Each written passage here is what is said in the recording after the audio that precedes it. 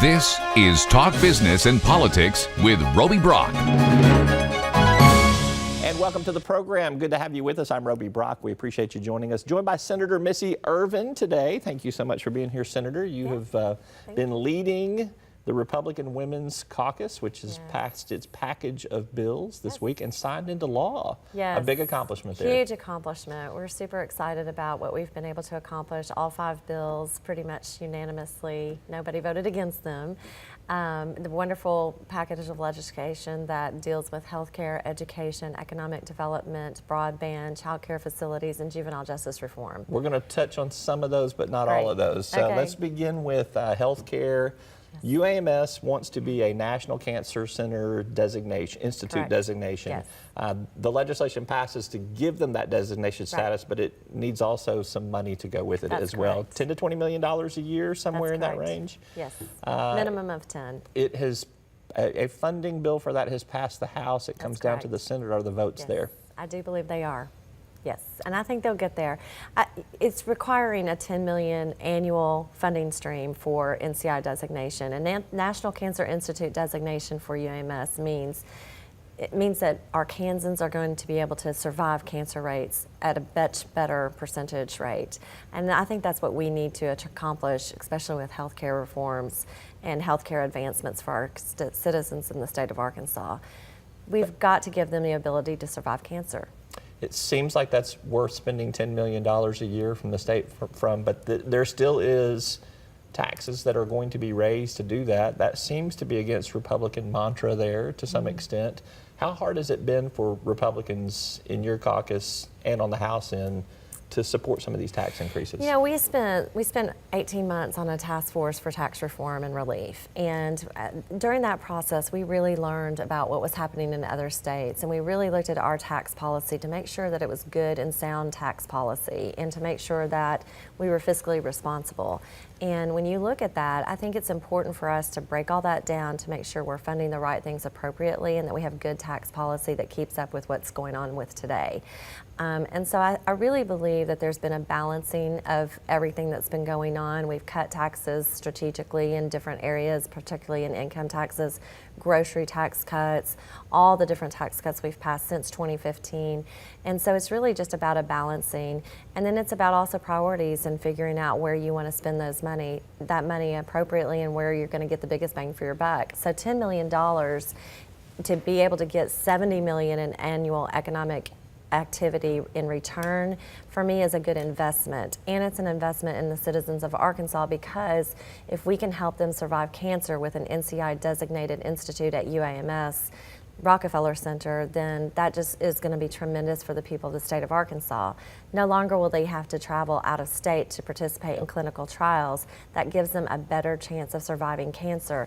That is critically important for our citizens. Some of those other tax increases center around highways as well, and I don't think there's a person in the state that would dispute that we don't need better highways, but again, interesting to watch Republicans voting for some tax increases or potential tax increases on that. Well, again, if you look at the balancing, there's a balancing between the grocery tax cuts that we put in place and the low income tax cuts, the middle income tax cuts, and the higher income tax cuts.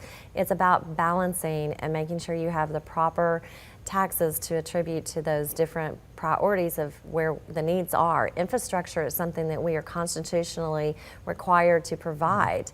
And so, you know, for us to be able to take care of our problems, nobody's going to come fix our problems for us.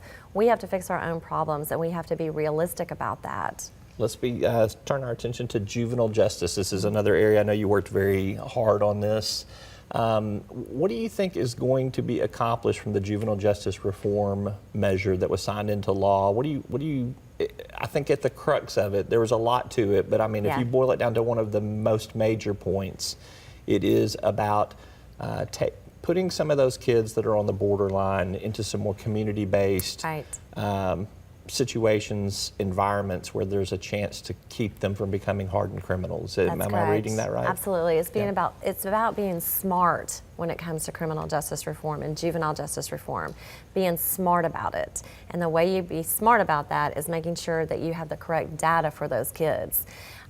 being able to use a validated risk assessment tool to find out. What is a validated risk assessment tool? Validated A lot of risk people won't know assessment that. tool.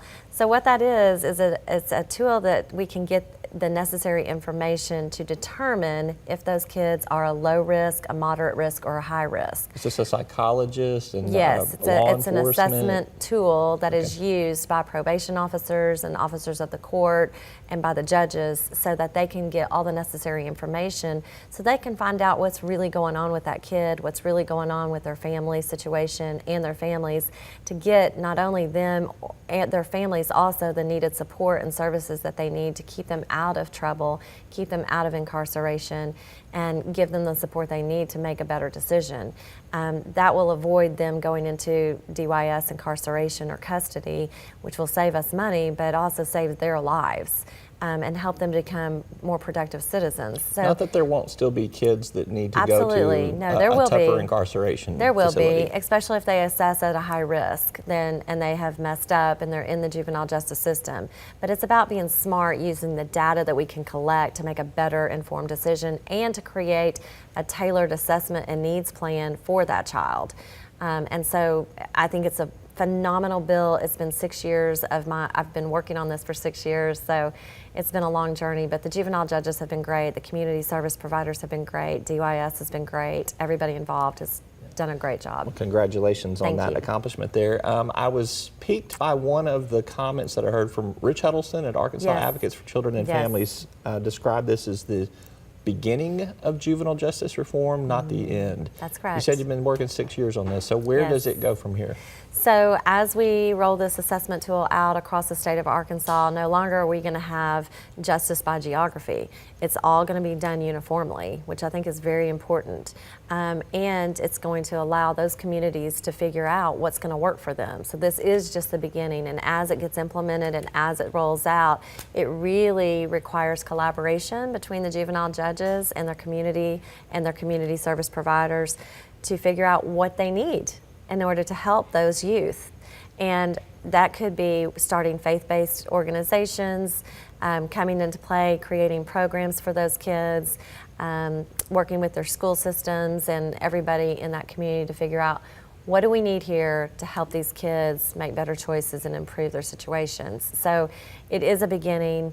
It's going to be also, those funds will be able to be reinvested. So if you're not incarcerating those kids, you're going to realize the savings, and then those savings will be reinvested into those services for those communities. All right, sounds like you got a lot more to work on with Yeah, that as it's well. going to be a great All right. rollout. Senator Missy Irvin, good to be with you. Thank you, appreciate it. Thank you so much for Thank coming you. in. Appreciate your insight on all this. And you Yes. still got work to do. The session's not We over do. yet. We have a lot of work to do. All right. Yeah.